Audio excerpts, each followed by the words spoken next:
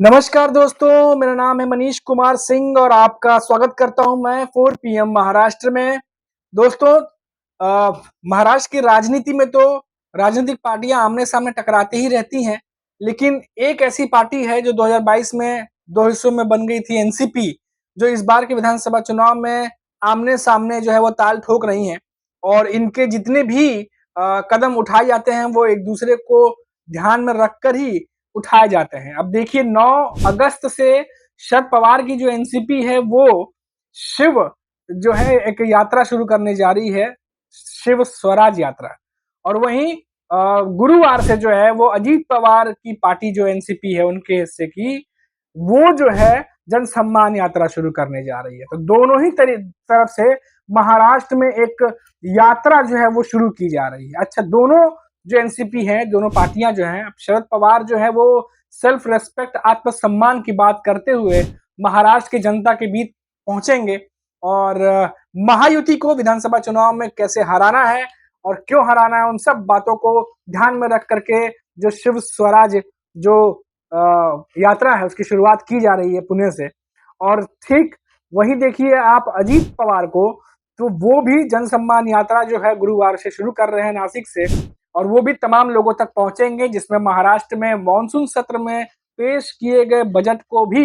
जो है वो रखा गया है और लोगों तक उस स्कीम्स को पहुंचा करके अपना प्रचार प्रसार करके कि कैसे उन्होंने जो है महाराष्ट्र की जनता के लिए काम किया है वो मैसेज देने का काम जो है वो करेंगे। तो यानी एक तरफ से जो है वो हमला होने वाला है और दूसरी तरफ से जो है वो डिफेंडिंग पोजीशन में जो है मायावती की सरकार भी रहेगी, क्योंकि अजित पवार ये बात जानते हैं कि अब जब शरद पवार की पार्टी की तरफ से जब ये यात्रा शुरू होगी तो जाहिर सी बात है जगह जगह पर जुबानी जंग होगी और कई जगह जो मायावती सरकार है उसको लेकर के लोगों के बीच में जो है खामियां हैं उसको लेकर के भी बातचीत होगी और उन्हें जो है किस तरीके से डिफेंड किया जाए उसके लिए अपने स्कीम्स के साथ में अपने जो पेश किए गए बजट हैं उसके जो लोक लुभावन बजट है उसको लेकर के वो भी पहुंचेंगे। तो ये जो यात्रा शुरू की जा रही है ये बहुत ही अहम मानी जा रही है आने वाले विधानसभा चुनाव को देखते हुए, क्योंकि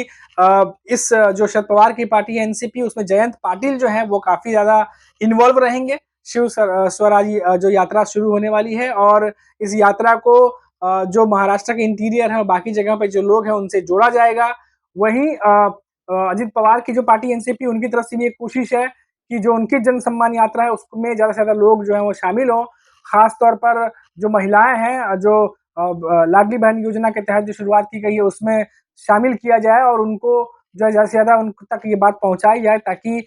प्रचार प्रसार जो है वो अजित पवार की पार्टी का हो। तो दोनों तरीके से देखिए आप कि अब जिस जमीन पर लड़ाई है चुनाव की अब उस जमीन पर उतरने की तैयारी है और इस यात्रा के माध्यम से दोनों पार्टियां एक दूसरे को मैसेज दे रही हैं, संदेश दे रही हैं कि तैयारियां दोनों की तरफ से है। अब देखते हैं कि ये आने वाले समय में जब ये यात्रा शुरू होगी तो क्या कुछ खबरें इन यात्राओं से निकल के आएगी, क्योंकि अब जब लोगों से मुखातिब होंगे, लोगों से मिलेंगे, बातचीत होगी और जाहिर सी बात है कि जब इनका एम है कि दोबारा सरकार में आना अजीत पवार की और दूसरी तरफ है शरद पवार का कि मौजूदा सरकार को उखाड़ फेंकना है, बदल देना है विधानसभा चुनाव में, तो जाहिर सी बात है आमने सामने का टकराव भी दोनों की तरफ से देखने को मिलने वाला है। तो ये यात्रा दोनों ही पार्टियों की बेहद अहम है, बहुत बड़ी है मौजूदा राजनीति को जो पिक्चर है उसको देखते हुए और इसीलिए इस यात्रा को अहम माना जा रहा है। हालांकि कई सारे कार्यक्रम भी होंगे इन यात्राओं के दौरान, कई सारे बातें भी होंगी, काफी कुछ लंबा चौड़ा पार्टियों ने प्लान बना के रखा हुआ है।